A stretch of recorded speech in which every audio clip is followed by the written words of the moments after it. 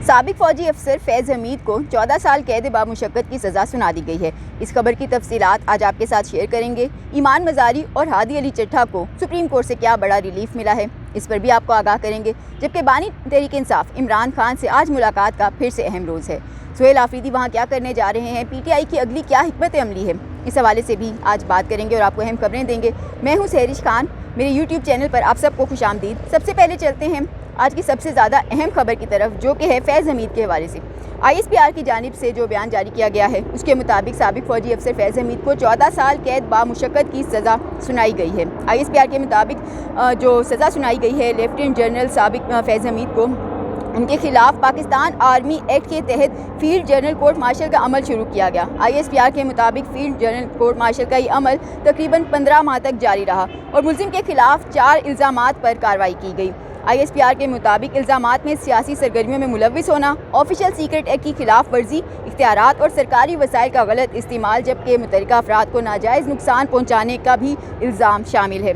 ISPR का कहना था कि तवील और मेहनत तलब कानूनी कार्रवाई के बाद मुलजिम तमाम इल्ज़ामात में कसूरवार करार पाया गया और अदालत की जानिब से दी गई सज़ा का इतलाक़ 11 दिसंबर 2025 से शुरू होगा। यानी आज के दिन से सज़ा का इतलाक़ जो है वो शुरू हो चुका है। ये आज सबसे बड़ी अहम डेवलपमेंट थी जिसके बारे में आपको आगाह किया। अब चलते हैं अगली खबर की जानिब, जो कि है ईमान मज़ारी का जो मुतनाज़िर ट्वीट्स का मामला है। आज इसके ऊपर सुप्रीम कोर्ट में अहम समाअत हुई है। जस्टिस हाशिम काकड़ की सरबराही में 3 रुकनी बेंच ने समाअत की है और सुप्रीम कोर्ट ने ईमान मज़ारी और हादी चट्ठा के खिलाफ ट्रायल पर हुक्म इम्तना जारी कर दिया है।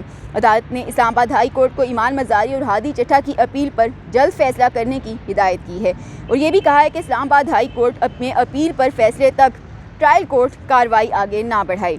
आज की समाअत के अंदर जस्टिस हाशिम काकड़ ने अपने रिमार्क्स में कहा कि ईमान मज़ारी और हादी चट्ठा का किरदार भी बहुत अच्छा नहीं रहा। दोनों वकला हैं लेकिन ट्रायल में एहतजाज करते रहे हैं, किसी सूरत भी मातहत अदलिया के जजेस को बेतौकीद नहीं होने देंगे।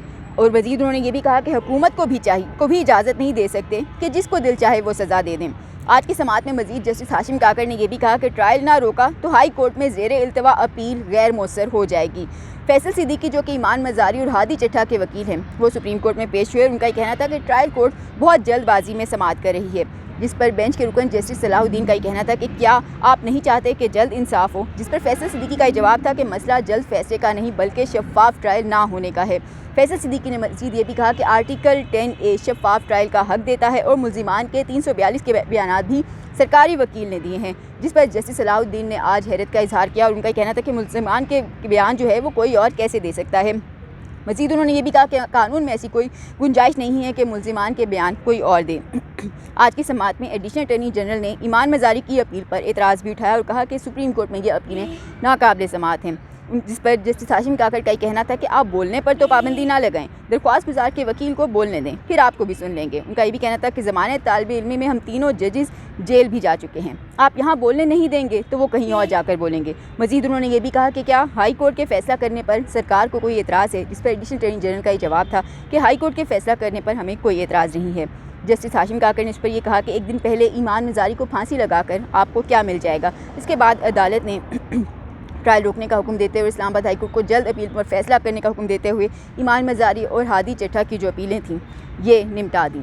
ये जो केस है बेसिकली निचली अदालत के अंदर, ये शुरू कहाँ से हुआ, ये है ईमान मज़ारी और उनके शोहर हादी चट्ठा के खिलाफ FIA का बुनियादी तौर पर यह केस है और इसमें इल्ज़ाम है कि ईमान मज़ारी ने दहशतगर्द तंजीम के हक़ में एक ट्वीट किया था और फिर हादी चट्ठा ने उस ट्वीट को रीट्वीट कर दिया, जिसके बाद FIA ने ये केस बनाया और फिर निचली अदालत में जज अफजल मजूका की अदालत में ये केस चला। तमाम इंतहाई स्पीडी ट्रायल वहाँ पर देखने में आया और ईमान मज़ारी और हादी चट्ठा के मुताबिक उनकी एब्सेंस में भी गवाहान के बयान जो हैं वो रिकॉर्ड होते रहे हैं। तमाम इस मामले पर उन्होंने फिर इस्लामाबाद हाई कोर्ट से पहले रुजू किया, जहाँ पे जस्टिस आज़म खान की अदालत में केस लगा और वहाँ पे 2 हफ्तों के लिए समाअत को मुलतवी कर दिया गया और महज नोटिस जारी करके एक फॉर्मेलिटी पूरी कर दी गई। तमाम उसके बाद फिर ईमान मज़ारी और हादी चट्ठा ने सुप्रीम कोर्ट का दरवाज़ा खटखटाया था। शुरू में तो यह अपील समाअत के लिए मुकर्रर ही नहीं हुई थी, फिर उसके बाद एक अर्ली हेयरिंग की दरख्वास्त भी यहाँ पर दायर की गई, जिसके बाद अब आज इस केस की समाअत हुई है और फाइनली ईमान मज़ारी और हादी चट्ठा को रिलीफ मिल चुका है। आज की समाअत के अंदर दिलचस्प मामला ये भी था कि आज की समाअत में नॉर्वे के सफ़ीर भी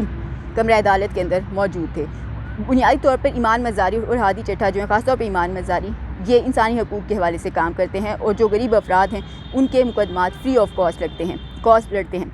इस मुल्क के अंदर जहाँ मेरे और आप जैसे लोग, हम आम तौर पे जो भी वकील हैं उनकी फ़ीस लाखों में होती है और लोग उनको आसानी के साथ अफोर्ड नहीं कर सकते। तो ऐसे में जो गरीब अफराद हैं, जो कि आम रेहड़ी बाने या फिर इसी तरह से जो मजदूर तबका है, उनके केसेस कोई वकील लड़े, ये तो सवाल ही पैदा नहीं होता। तो ऐसे में ईमान मज़ारी और हादी चट्टा जो खुद दोनों वकला हैं, तो ये ऐसे अफराद, ये गरीब और जो हकदार मुआशरे का हकदार जो तबका है, कमज़ोर तबका है, इनके ये मुकदमात फ्री ऑफ कॉस्ट लड़ते हैं। तो आज इनको सुप्रीम कोर्ट से अहम रिलीफ मिल गया है।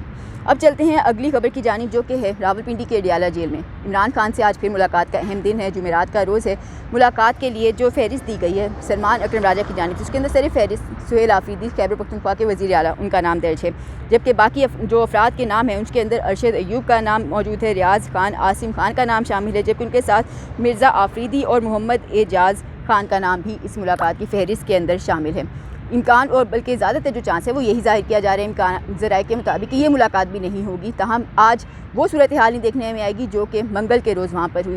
इतलात यही है कि सुहेल आफरीदी आज भी वहाँ पर पहुँचेंगे। मुलाकात ना होने की सूरत में वहाँ पर कारकुनान के साथ अडियाला जेल के बाहर धरना भी दिया जाएगा। ताहम उसके बाद ये अगर मुलाकात जब नहीं होगी तो कुछ टाइम अपना धरना देने के बाद इस धरने को ख़त्म करते हुए वहाँ से चले जाएंगे। दूसरी जानिब तहरीक इंसाफ, अब उसमें बहुत से ऐसे लोग पाए जाते हैं, मौजूद हैं, जो कि तहरीक इंसाफ के ऊपर जो हालिया सख्तियाँ जारी हैं उनसे तंग आ चुके हैं और चाहते हैं कि किसी न किसी सतह पर अब हुकूमत के साथ बाकायदा मुज़ाकरात शुरू हों ताकि कुछ ना कुछ रिलीफ मिल सके। हुकूमत बेशक कुछ दे नहीं सकती, मुलाकात का वादा भी करके मुलाकात नहीं करा सकती इमरान खान से, लेकिन फिर भी अगर मुज़ाकरात शुरू हो जाते हैं तो इम्कान यही है कि कम अज़ कम इन सख्तियों के अंदर शायद PTI पर कुछ हद तक कमी आ सके। आज की वीडियो से इतना ही। अगली वीडियो में जल्द ही फिर मिलेंगे। अल्लाह हाफ़िज़।